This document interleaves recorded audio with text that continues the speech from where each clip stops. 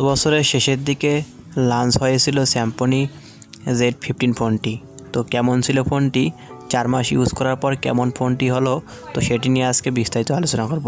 তো আপনারা দেখছেন বেসিক টেকনোলজি সিএম, চলুন শুরু করা যাক। ব্যাটারি হিসেবে ইউজ করা হয়েছে 4000 mAh, তা আমার কাছে অনেক ভালো লেগেছে।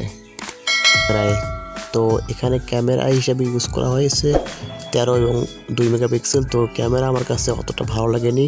ক্যামেরার রেজুলেশন বা অন দিক বিবেচনা করলে ক্যামেরা অতটা ভালো ছিল না। স্লো লাইটে ছবি সেরকম ভালো দিচ্ছিল না। তো ছবিগুলো কিছুটা কীরকম শার্পনেস হচ্ছিল আর কি, শার্পনেসের ঘাটতি দেখা দিচ্ছিল ছবিগুলোতে।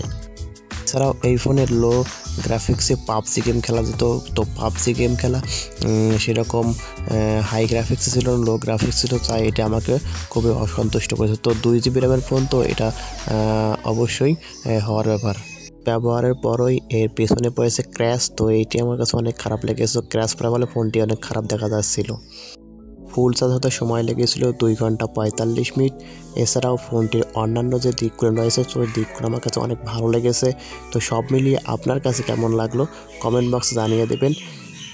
স্যামসং Z15 এর কিছু ভালো এবং কিছু খারাপ দিক, তো আপনার কাছে কেমন লাগলো অবশ্যই জানাবেন। ধন্যবাদ।